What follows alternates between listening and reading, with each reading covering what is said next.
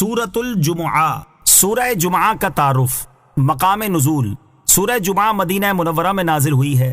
رکوع اور آیات کی تعداد، اس سورت میں 2 رکوع اور 11 آیتیں ہیں۔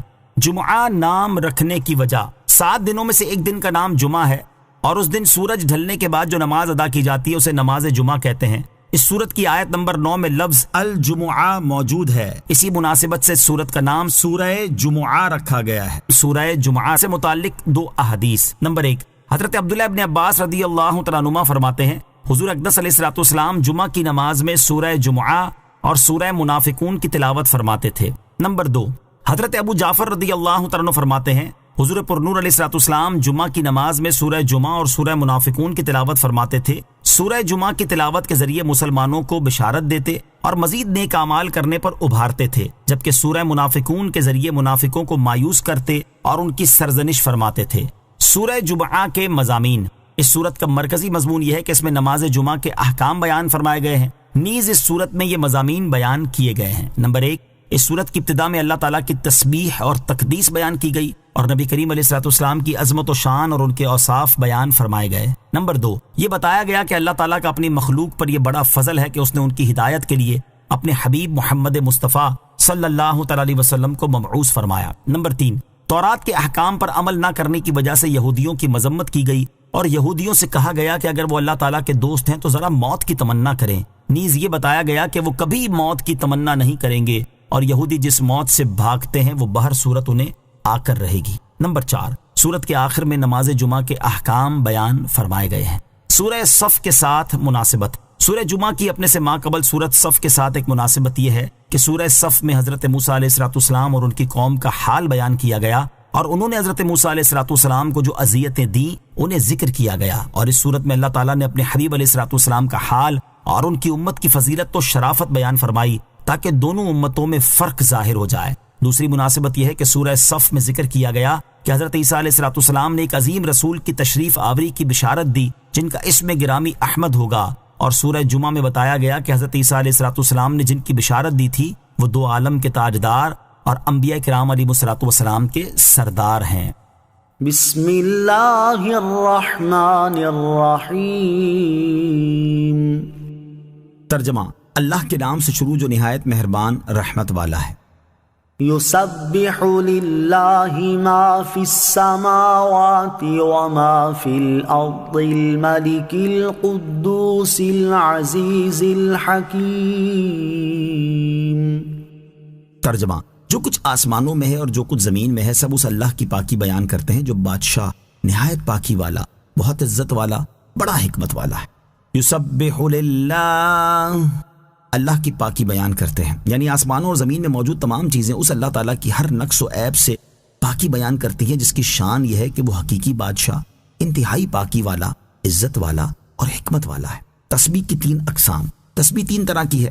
نمبر 1، خلقت کی تسبیح، وہ یہ ہے کہ ہر شے کی ذات اور اس کی پیدائش خالق و قدیر رب تعالیٰ کی قدرت، حکمت، اس کی وحدانیت اور ہر نقص و عیب سے پاک ہونے پر دلالت کرتی ہے۔ نمبر 2، معرفت کی تسبیح، وہ یہ ہے کہ اللہ تعالیٰ اپنے لطف و کرم سے مخلوق میں اپنی معرفت پیدا کر دے اور وہ اللہ تعالیٰ کی پاکی بیان کرے۔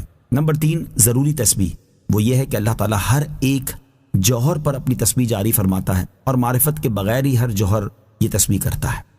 هو الذي بعث في الأميين رسولا منهم يتلو عليهم آياته ويزكيهم ويعلمهم الكتاب والحكمة وَإِن كَانُوا مِن قَبْلُ لَفِي ضَلَالٍ مُبِينٍ۔ ترجمہ، وہی ہے جس نے ان پڑھوں میں انہی میں سے ایک رسول بھیجا جو ان کے سامنے اللہ کی آیت تلاوت فرماتا ہے اور انہیں پاک کرتا ہے اور انہیں کتاب اور حکمت کا علم عطا فرماتا ہے، اور بے شک وہ اس سے پہلے ضرور کھلی گمراہی میں تھے۔ هو الذی بعث فی الامیین رسولا منہم، وہی ہے جس نے ان پڑھوں میں انہی میں سے ایک رسول بھیجا۔ ارشاد فرمایا کہ وہی اللہ ہے جس نے ان پڑھوں میں انہی میں سے ایک رسول بھیجا جس کی نسب و شرافت کو وہ اچھی طرح جانتے پہچانتے ہیں۔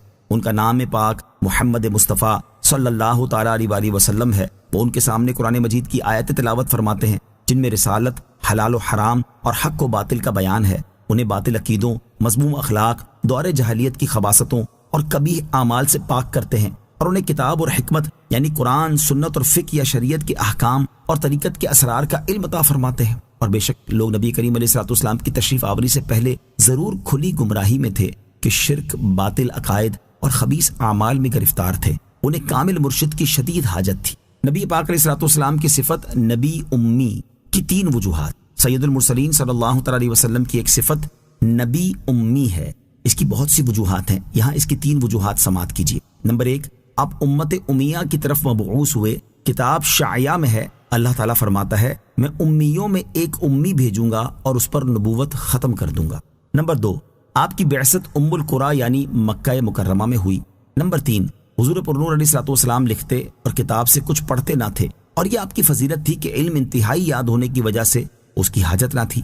خط ایک ذہنی صنعت ہے جو کہ جسمانی آلے سے صادر ہوتی ہے، تو جو ذات ایسی ہو کہ قلم اعلیٰ اس کے زیر فرمان ہو، اس کو اس کتابت کی کیا حاجت؟ پھر حضور اکرم علیہ الصلوۃ والسلام کی کتابت نہ فرمانا اور پھر بھی کتابت کا ماہر ہونا ایک عظیم معجزہ ہے۔ آپ کاتبوں کو لکھنے کا علم اور کتابت کے طریقے تعلیم فرماتے، پیشہ وروں کو پیشوں کی تعلیم دیتے ہیں، حتیٰ کہ دنیا و آخرت کے ہر کمال میں اللہ تعالیٰ نے آپ کو تمام مخلوق سے زیادہ علم والا بنایا ہے۔ اعلیٰ حضرت امام احمد رضا خان رحمۃ اللہ تعالی کیا خوب فرماتے ہیں، فرش تا عرش سب آئینہ ضمائر حاضر، بس قسم کھائیے امی تیری دانائی کی۔ آیت هو الذی بعث فی الامیین رسولا منہم سے حاصل ہونے والی معلومات۔ اس آیت سے 5 باتیں معلوم ہوئیں۔ نمبر 1، دل کی پاکی حضور اکرم علیہ الصلوۃ والسلام کی نگاہ کرم سے ملتی ہے، ایمان اور اعمال پاکی کے اسباب ہیں۔ نمبر 2، قرآن و حدیث آسان نہیں کہ ہر کوئی محض اپنی عقل سے سمجھ لے، ورنہ ان کی تعلیم کے لیے حضور پرنور علیہ الصلوۃ والسلام نہ بھیجے جاتے۔ نمبر 3، ہدایت کے لیے حدیث کی بھی ضرورت ہے۔ نمبر 4، قرآن مجید کو محض اپنی عقل سے نہ سمجھا جائے بلکہ حضور اکرم علیہ الصلوۃ والسلام کی تعلیم سے سمجھا جائے، ورنہ گمراہ ہو جائیں گے۔ نمبر 5، تاجدار رسالت صلی اللہ تعالی علیہ وسلم دنیا میں کسی کے شاگرد نہیں، کیونکہ آپ کی تشریف آوری کے وقت عام لوگ جاہل تھے۔ اعلیٰ حضرت امام احمد رضا خان کیا خوب فرماتے ہیں، ایسا امی کس لیے منت کشے استاد ہو، کیا کفایت اس کو اقرا ربک الاکرم نہیں۔ وآخرین منہم لما یلحقوا بہم وهو العزیز الحکیم ذلک فضل اللہ یؤتیہ من یشاء واللہ ذو الفضل العظیم۔ ترجمہ، اور ان سے بعد والے دوسرے لوگوں کو بھی یہ رسول پاک کرتے ہیں اور علم دیتے ہیں جو ان موجودہ لوگوں سے ابھی نہیں ملے، اور وہی بہت عزت والا بڑا حکمت والا ہے۔ یہ اللہ کا فضل ہے، وہ اسے جسے چاہے دے، اور اللہ بہت بڑے فضل والا ہے۔ وآخرین منہم، اور ان سے بعد والے دوسرے لوگوں کو۔ اس آیت کا تعلق پہلے والی آیت کے ساتھ ہے، اور اس میں مزید ایسے افراد کا ذکر کیا گیا ہے جنہیں رسول کریم علیہ الصلوۃ والسلام پاک کرتے اور علم عطا فرماتے ہیں۔ یاد رہے کہ امیوں میں سے دوسرے لوگوں سے مراد یا تو عجمی ہیں یا وہ تمام لوگ مراد ہیں جو حضور اکرم علیہ الصلوۃ والسلام کے بعد قیامت تک اسلام میں داخل ہوں گے، اور اگلوں سے نہ ملنے سے مراد یہ ہے کہ ان کا زمانہ نہیں پایا بلکہ ان کے بعد آئے۔ دوسرے لوگوں سے عجمی مراد ہونے پر یہ حدیث پاک دلالت کرتی ہے۔ چنانچہ حضرت ابو ہریرہ رضی اللہ تعالیٰ عنہ فرماتے ہیں، جب نبی کریم علیہ الصلوۃ والسلام پر سورہ جمعہ نازل ہوئی تو اس وقت ہم آپ کی بارگاہ میں حاضر تھے۔ جب آپ نے یہ آیت وآخرین منہم لما یلحقوا بہم تلاوت فرمائی تو ایک شخص نے عرض کی، یا رسول اللہ صلی اللہ تعالیٰ علیہ وسلم، جو اگلوں کے ساتھ ابھی نہیں ملے وہ کون لوگ ہیں؟ آپ علیہ الصلوۃ والسلام نے کوئی جواب نہ دیا، حتیٰ کہ اس نے 2 یا 3 بار عرض کی۔ اس وقت ہم میں حضرت سلمان فارسی رضی اللہ تعالیٰ عنہ بھی تھے۔ نبی کریم علیہ الصلوۃ والسلام نے حضرت سلمان رضی اللہ تعالیٰ عنہ پر ہاتھ رکھ کر فرمایا، اس ذات کی قسم جس کے دستے قدرت میں میری جان ہے، اگر دین سریا یعنی ستارے کے پاس بھی ہو تو فرزندان فارس وہاں جائیں گے اور دین کو حاصل کر لیں گے۔ اس آیت سے معلوم ہوا کہ حضور اقدس صلی اللہ تعالی علیہ وسلم کا فیض صرف صحابہ کرام علیہم رضوان تک موقوف نہیں بلکہ قیامت تک رہے گا۔ لوگ ان کی نگاہ پاک سے پاک و صاف ہوتے ہیں اور ہوتے رہیں گے، علم سیکھتے ہیں اور سیکھتے رہیں گے۔ ذالک فضل اللہ، یہ اللہ کا فضل ہے، یعنی رسول کریم علیہ الصلوۃ والسلام اور ان کی امت کی فضیلت کے بارے میں جو ذکر کیا گیا یہ اللہ تعالیٰ کا فضل ہے، وہ جسے چاہے یہ فضل عطا فرمائے، اور اللہ تعالیٰ اپنی مخلوق پر بڑے فضل والا ہے کہ اس نے ان کی ہدایت کے لیے اپنے حبیب محمد مصطفیٰ صلی اللہ تعالیٰ علیہ وسلم کو مبعوث فرمایا۔ مثل الذين حملوا التوراة ثم لم يحملوها كمثل الحمار يحمل أسفارا بئس مثل القوم الذين كذبوا بآيات الله والله لا يهدي القوم الظالمين۔ ترجمہ: جن پر تورات کا بوجھ رکھا گیا پھر انہوں نے اس کا بوجھ نہ اٹھایا، ان لوگوں کی مثال گدھے کی مثال جیسی ہے جو کتابیں اٹھائے ہو۔ ان لوگوں کی کیا ہی بری مثال ہے جنہوں نے اللہ کی آیتوں کو جھٹلایا، اور اللہ ظالم لوگوں کو ہدایت نہیں دیتا۔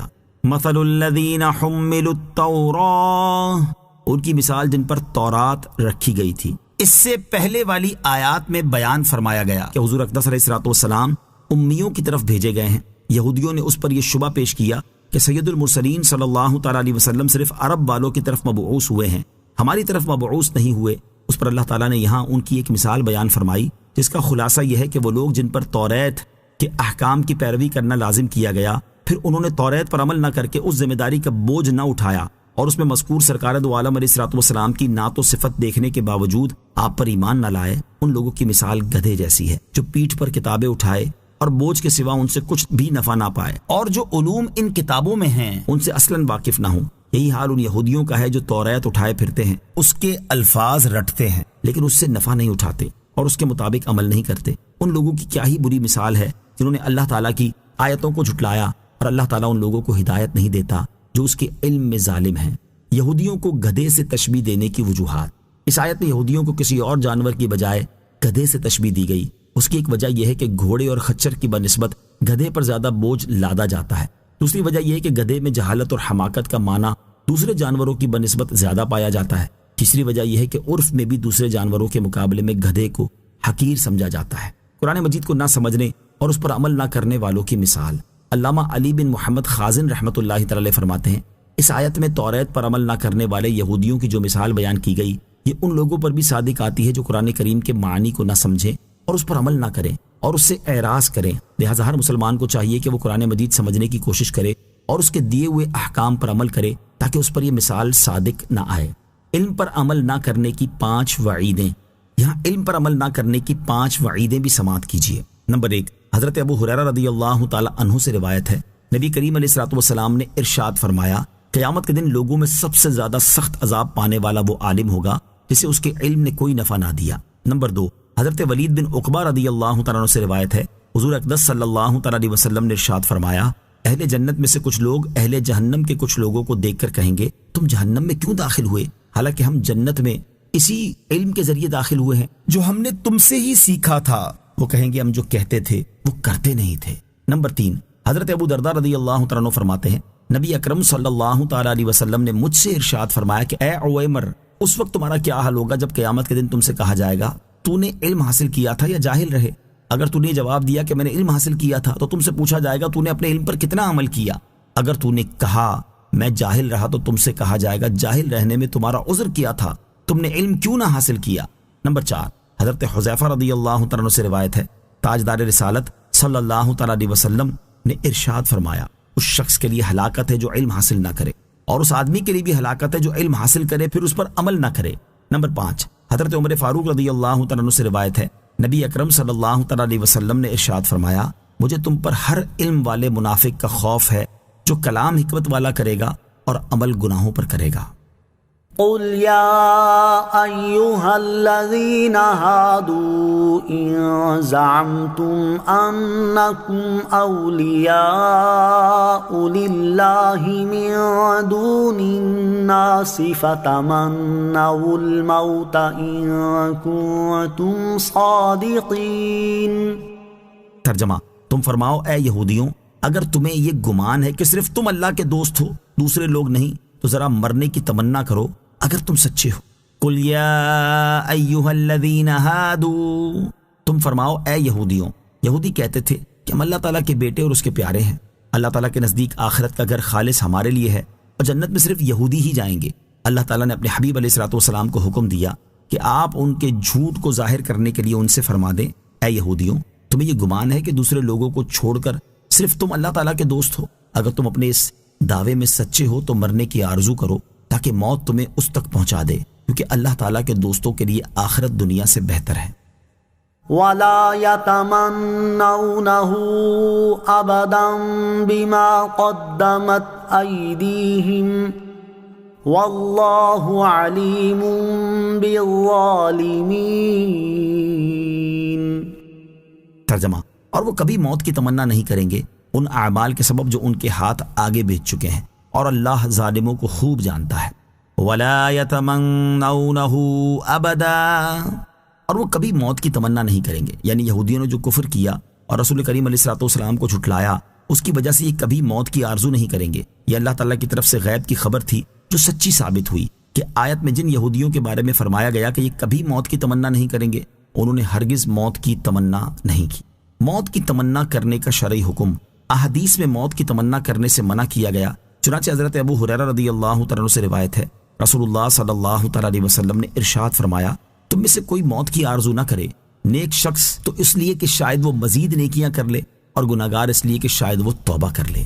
اور حضرت ابو ہریرہ رضی اللہ تعالیٰ عنہ سے روایت ہے، رسول اکرم صلی اللہ تعالیٰ علیہ وسلم نے ارشاد فرمایا، تم میں سے کوئی نہ موت کی آرزو کرے نہ اس کے آنے سے پہلے اس کی دعا کرے، کیونکہ جب وہ مر جائے گا تو اس کا عمل ختم ہو جائے گا، اور مومن کی عمر بھلائی ہی بڑھاتی ہے۔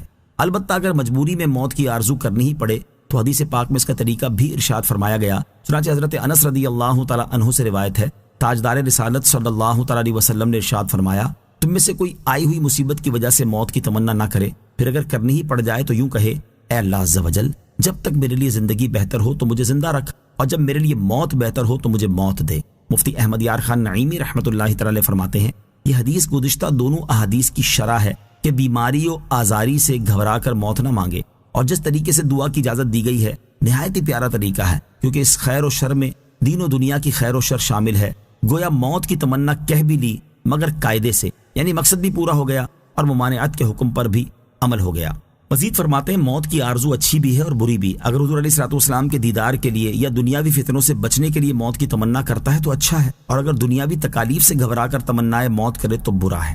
واللہ علیم بالظالمین، اور اللہ ظالموں کو خوب جانتا ہے۔ اس آیت میں ظالم سے مراد کافر ہے، یعنی اللہ تعالیٰ کافروں کو خوب جانتا ہے اور وہ انہیں سخت سزا دے گا۔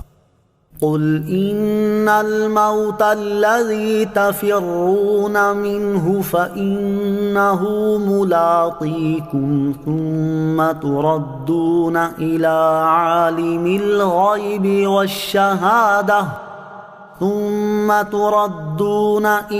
عالم الغيب والشهادة فينبئكم بما كنتم تعملون۔ ترجمہ، تم فرماؤ، بے شک وہ موت جس سے تم بھاگتے ہو پس وہ ضرور تمہیں ملنے والی ہے، پھر تم اس کی طرف پھیرے جاؤ گے جو ہر غیب اور ظاہر کا جاننے والا ہے، پھر وہ تمہیں تمہارے اعمال بتا دے گا۔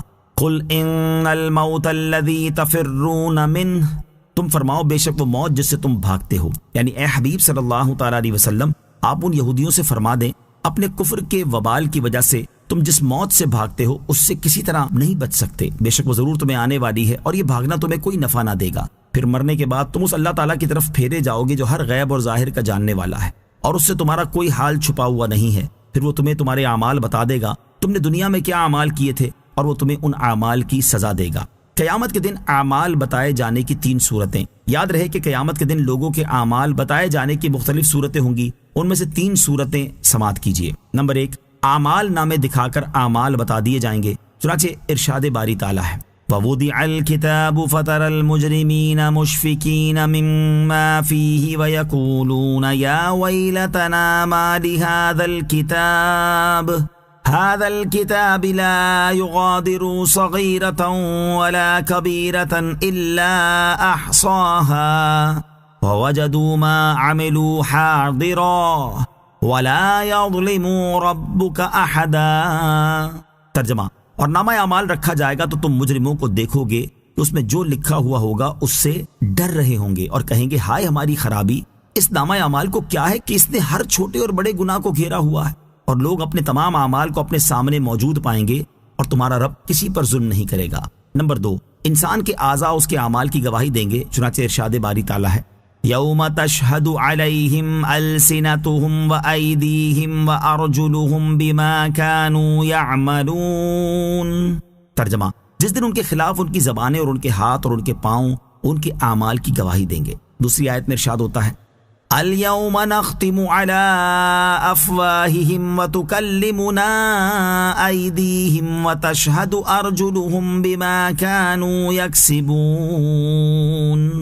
ترجمہ، آج ہم ان کے منہ پر مہر لگا دیں گے اور ان کے ہاتھ ہم سے کلام کریں گے اور ان کے پاؤں ان کے اعمال کی گواہی دیں گے۔ نمبر 3، زمین لوگوں کے اعمال بیان کر دے گی، جیسا کہ ارشاد باری تعالیٰ ہے یومئذ تحدث اخبارها بِأَنَّ رَبَّكَ أَوْحَى لَهَا۔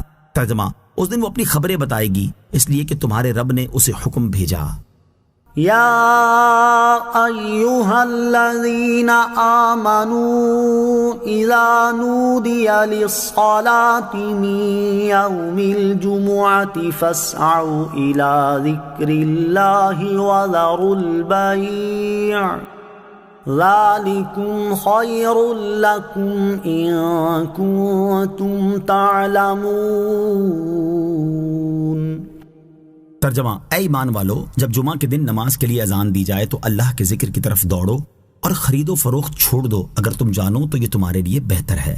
یا ایھا الذین آمنوا اذا نودی للصلاة من یوم الجمعہ، اے ایمان والو، جب جمعہ کے دن نماز کے لیے اذان دی جائے۔ اس آیت سے نماز جمعہ کے احکام بیان کیے جا رہے ہیں۔ یہاں اس آیت سے متعلق 3 باتیں سماعت کیجیے۔ نمبر 1، اس آیت میں اذان سے مراد پہلی اذان ہے، نہ کہ دوسری اذان جو خطبے سے متصل ہوتی ہے۔ اگرچہ پہلی اذان حضرت عثمان غنی رضی اللہ تعالیٰ عنہ کے زمانے میں اضافہ کی گئی، مگر نماز کی تیاری کے واجب ہونے اور خرید و فروخت ترک کر دینے کا تعلق اسی سے ہے۔ نمبر 2، دوڑنے سے بھاگنا مراد نہیں ہے، بلکہ مقصود یہ ہے کہ نماز کے لیے تیاری شروع کر دو، اور ذکر اللہ سے جمہور علماء کے نزدیک خطبہ مراد ہے۔ نمبر 3، اس آیت سے نماز جمعہ کی فرضیت، خرید و فروخت وغیرہ دنیاوی مشاغل کی حرمت اور سعی یعنی نماز کے اہتمام کا وجوب ثابت ہوا اور خطبہ بھی ثابت ہوا۔ جمعہ کی وجہ تسمیہ، عربی زبان میں اس دن کا نام عروبہ تھا، بعد میں جمعہ رکھا گیا، اور سب سے پہلے جس شخص نے اس دن کا نام جمعہ رکھا وہ کعب بن لوی ہیں۔ اس کی وجہ تسمیہ کے بارے میں مختلف اقوال ہیں، ان میں سے ایک یہ ہے کہ اسے جمعہ اس لیے کہا جاتا ہے کہ اس دن نماز کے لیے جماعتوں کا اجتماع ہوتا ہے۔ تاجدار رسالت صلی اللہ تعالیٰ علیہ وسلم کا پہلا جمعہ۔ سیرت بیان کرنے والے علماء کا بیان ہے کہ جب حضور اقدس علیہ السلام ہجرت کر کے مدینہ طیبہ تشریف لائے تو 12 ربیع الاول پیر کے دن چاشت کے وقت قباء کے مقام پر ٹھہرے، پیر سے لے کر جمعرات تک یہاں قیام فرمایا اور مسجد کی بنیاد رکھی۔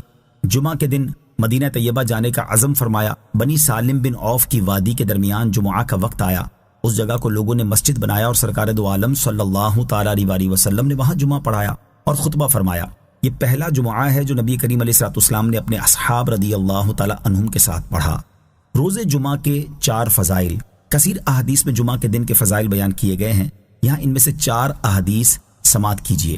مسلم شریف کی حدیث ہے، حضرت ابو ہریرہ رضی اللہ تعالیٰ عنہ سے روایت ہے، تاجدار رسالت صلی اللہ تعالیٰ علیہ وسلم نے ارشاد فرمایا، بہتر دن جس پر سورج نے طلوع کیا جمعہ کا دن ہے، اسی میں حضرت آدم علیہ السلام پیدا کیے گئے، اسی میں جنت میں داخل کیے گئے، اور اسی میں انہیں جنت سے اترنے کا حکم ہوا، اور قیامت جمعہ ہی کے دن قائم ہوگی۔ نمبر 2، ابن ماجہ کی حدیث، حضرت ابو درداء رضی اللہ تعالیٰ عنہ سے روایت ہے، سید المرسلین صلی اللہ تعالیٰ علیہ وسلم نے ارشاد فرمایا، جمعہ کے دن مجھ پر درود کی کثرت کرو کہ یہ دن مشہود ہے، اس میں فرشتے حاضر ہوتے ہیں اور مجھ پر جو درود پڑھے گا پیش کیا جائے گا۔ حضرت ابو درداء رضی اللہ تعالیٰ عنہ کہتے ہیں، میں نے عرض کی اور موت کے بعد ارشاد فرمایا، بے شک اللہ تعالیٰ نے زمین پر انبیاء کرام علیہ السلام کے جسم کھانا حرام کر دیا ہے، اللہ تعالیٰ کا نبی زندہ ہے، روزی دیا جاتا ہے۔ نمبر 3، ابن ماجہ کی حدیث، حضرت ابو لبابہ رضی اللہ تعالیٰ عنہ سے روایت ہے، رسول اکرم صلی اللہ تعالیٰ علیہ وسلم نے ارشاد فرمایا، جمعہ کا دن تمام دنوں کا سردار ہے اور اللہ تعالیٰ کے نزدیک سب سے بڑا ہے، اور وہ اللہ تعالیٰ کے نزدیک عید الاضحیٰ اور عید الفطر سے بڑا ہے۔ اس میں 5 خصلتیں ہیں۔ نمبر 1، اللہ تعالیٰ نے اسی میں حضرت آدم علیہ السلام کو پیدا کیا۔ نمبر 2، اسی میں انہیں زمین پر اتارا۔ نمبر 3، اسی میں انہیں وفات دی۔ نمبر 4، اور اس میں ایک ساعت ایسی ہے کہ بندہ اس وقت جس چیز کا سوال کرے اللہ تعالیٰ اسے دے گا جب تک حرام کا سوال نہ کرے۔ نمبر 5، اور اسی دن میں قیامت قائم ہوگی، کوئی مقرب فرشتہ آسمان و زمین، ہوا، پہاڑ اور دریا ایسا نہیں کہ جمعہ کے دن سے ڈرتا نہ ہو۔ نمبر 4، حضرت جابر رضی اللہ تعالیٰ عنہ سے روایت ہے، حضور اقدس صلی اللہ تعالیٰ علیہ وسلم نے ارشاد فرمایا، جو جمعہ کے دن یا جمعہ کی رات میں مرے گا اسے عذاب قبر سے بچا لیا جائے گا، اور قیامت کے دن اس طرح آئے گا کہ اس پر شہیدوں کی مہر ہوگی۔ جمعہ کے دن دعا قبول ہونے کی گھڑی۔ جمعہ کے دن ایک گھڑی ایسی ہے جس میں اللہ تعالیٰ خاص طور پر دعا قبول فرماتا ہے، جیسا کہ حدیث نمبر 3 میں بیان ہوا اور حضرت ابو ہریرہ رضی اللہ تعالیٰ عنہ سے روایت ہے، اور یہ حدیث بخاری شریف میں ہے۔ تاجدار رسالت صلی اللہ تعالیٰ علیہ وسلم نے جمعے کے دن کا ذکر کرتے ہوئے ارشاد فرمایا، اس میں ایک ساتھ ہے جو مسلمان بندہ اسے پائے اور وہ کھڑا ہو کر نماز پڑھ رہا ہو تو اللہ تعالیٰ سے جو چیز مانگے گا وہی عطا فرما دی جائے گی، اور ہاتھ کے اشارے سے بتایا کہ وہ وقت بہت تھوڑا ہے۔ یاد رہے کہ وہ کون سا وقت ہے، اس بارے میں روایتیں بہت ہیں، ان میں سے 2 قوی ہیں۔ نمبر 1 وہ وقت امام کے خطبے کے لیے بیٹھنے سے نماز ختم تک ہے۔ نمبر 2 وہ جمعہ کی آخری ساعت ہے۔ نماز جمعہ کے 2 فضائل۔ احادیث میں جمعہ کی نماز کے بہت سے فضائل بیان کیے گئے ہیں، یہاں ان میں سے 2 فضائل سماعت کیجیے۔ حدیث نمبر 1 مسلم شریف کی حدیث، حضرت ابو ہریرہ رضی اللہ تعالیٰ عنہ سے روایت ہے، حضور اقدس صلی اللہ تعالیٰ علیہ وسلم نے ارشاد فرمایا، جس نے اچھی طرح وضو کیا پھر جمعہ کو آیا اور خطبہ سنا اور چپ رہا، اس کے لیے ان گناہوں کی مغفرت ہو جائے گی جو اس جمعے اور دوسرے جمعے کے درمیان ہوئے ہیں، اور ان کے علاوہ مزید 3 دن کے گناہ بخش دیے جائیں گے۔ اور اس نے کنکری چھوئی، اس نے لغو کیا، یعنی خطبہ سننے کی حالت میں اتنا کام بھی لغو میں داخل ہے کہ کنکری پڑی ہو اسے ہٹا دے۔ حدیث نمبر 2 حضرت ابو سعید رضی اللہ تعالی عنہ سے روایت ہے، رسول کریم صلی اللہ تعالی علیہ وآلہ وسلم نے ارشاد فرمایا، 5 چیزیں جو ایک دن میں کرے گا اللہ تعالیٰ اس کو جنتی لکھ دے گا۔ نمبر 1 جو مریض کو پوچھنے جائے، نمبر 2 جنازے میں حاضر ہو، نمبر 3 روزہ رکھے، نمبر 4 جمعہ کو جائے، نمبر 5 اور غلام آزاد کرے۔ جمعہ کی نماز چھوڑنے کی وعیدیں۔ احادیث میں جہاں نماز جمعہ کے فضائل بیان کیے گئے ہیں وہیں جمعہ کی نماز چھوڑنے پر وعیدیں بھی بیان کی گئی ہیں، چنانچہ یہاں اس کی 2 وعیدیں سماعت کیجیے۔ نمبر 1 حضرت ابو ہریرہ رضی اللہ تعالیٰ عنہ اور حضرت عبداللہ بن عمر رضی اللہ تعالیٰ عنہما سے روایت ہے، حضور اقدس صلی اللہ تعالیٰ علیہ وسلم نے ارشاد فرمایا، لوگ جمعہ چھوڑنے سے باز آئیں گے یا اللہ تعالیٰ ان کے دلوں پر مہر کر دے گا، پھر وہ غافلین میں سے ہو جائیں گے۔ نمبر 2 حضرت اسامہ رضی اللہ تعالیٰ عنہ سے روایت ہے، رسول کریم صلی اللہ تعالیٰ علیہ وسلم نے ارشاد فرمایا، جس نے کسی عذر کے بغیر 3 جمعے چھوڑے وہ منافقین میں لکھ دیا گیا۔ نماز جمعہ کی فرضیت کی شرائط اور دیگر مسائل کے لیے بحر شریعت کا مطالعہ فرمائیں۔ نماز جمعہ کی فرضیت سے متعلق 3 شرعی مسائل۔ یہاں نماز جمعہ کی فرضیت سے متعلق 3 شرعی مسائل سماعت کیجیے۔ نمبر 1 جمعہ فرض عین ہے اور اس کی فرضیت ظہر سے زیادہ مؤکد ہے اور اس کا منکر کافر ہے۔ نمبر 2 جمعہ پڑھنے کے لیے 6 شرطیں ہیں، ان میں سے ایک شرط بھی نہ پائی گئی تو جمعہ ہوگا ہی نہیں۔ نمبر 1 جہاں جمعہ پڑھا جا رہا ہے وہ شہر یا فنائے شہر ہو۔ نمبر 2 جمعہ پڑھانے والا سلطان اسلام ہو یا اس کا نائب ہو جسے جمعہ قائم کرنے کا حکم دیا۔